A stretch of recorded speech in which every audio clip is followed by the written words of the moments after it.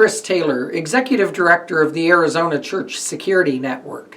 And today we're going to continue our series on why we need church safety and security ministries in our houses of worship.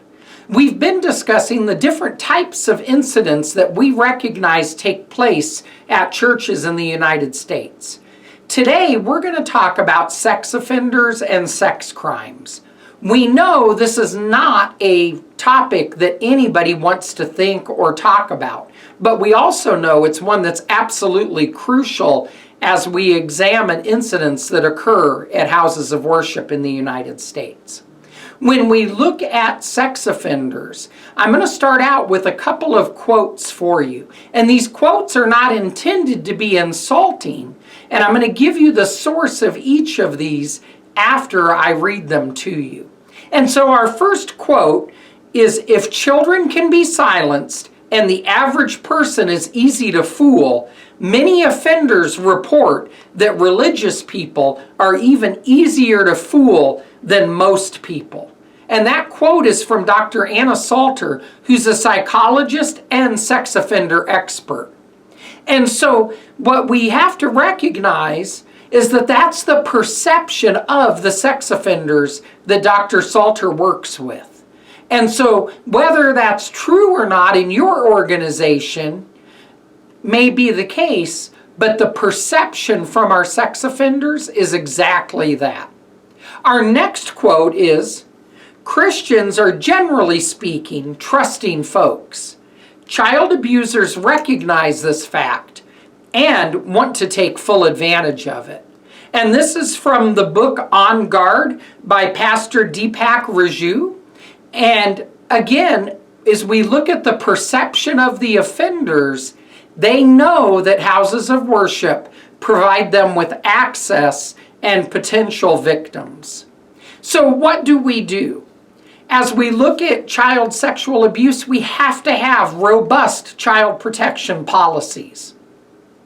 One of the things that we know, based off of the research from Church Tax and Law Group, is that as they analyze the top 5 reasons that churches end up in court, child sexual abuse of a minor, is the leading cause for many years of churches ending up engaged in the legal system and in court battles.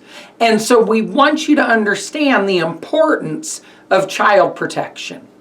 Now, we can look at the liability, we can look at those aspects of regulations, but really when we look at a robust child protection policy, our heart should be to create that policy out of our love for Jesus. Because as we look at the scriptures, we see Jesus' high view of children throughout the Bible. And so we need to protect these precious gifts from Him that are given to us at our houses of worship. One of the analogies that we often use as we talk about child protection and when we're presenting our various child protection programs in person is that we'll ask people what the most precious object they have on them is. And many times what we find is the ladies there will say it's their engagement ring. And I have a basket, and I'll pass that basket around. And I'll ask them to all put their engagement rings in that basket, and then give me the basket, and I'll return it to them at the end of our time together. Now, very few of them are willing to put their rings inside that basket.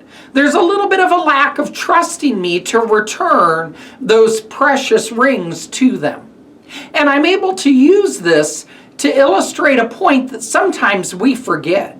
The parents in our churches are trusting us with their most valuable asset, their most valuable possession, their child, their offspring. They're trusting our children's ministry volunteers to take care of them in the place of their parental abilities, so they can go, so they can worship. And so we have to recognize just how important and how crucial it is that we provide the safest and best children's ministry programs we can. And one of the ways we can do that is through our child protection policies and our training of our children's and youth ministry volunteers. So as we look at child sexual assault, as we look at sexual assault of adults in our houses of worship, one of the things that we recognize is that there is a grooming process our offenders go through. And these offenders want to break down barriers. They want to groom their victims. They also want to groom the adults, the co-Sunday school or other volunteers, the director over the program, the parents themselves. And so we encourage you to make sure that all of your children's volunteers are taught and learn about what grooming behaviors to look for, to identify, as well as your safety and security team ministry members. Because what we need to do is make certain we are protecting our children from any predator who may seek to abuse them.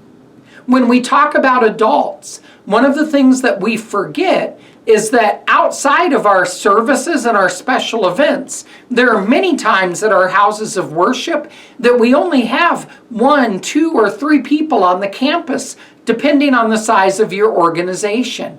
And what we see is that when we have individuals or a partnership of just 2 people on a campus, various criminal activity can take place. And we have seen sexual assaults of church secretaries that are there on the campus alone. We've seen sexual assaults of those that are there cleaning the church or preparing the church for services. And so we want to make certain that if people are alone on the campus, they're keeping the doors locked. They're not able to allow anybody to come into the church unknown, and that they're not just unlocking the door when they see someone, but they're making certain it's someone that they know and that has official business at the church during that time.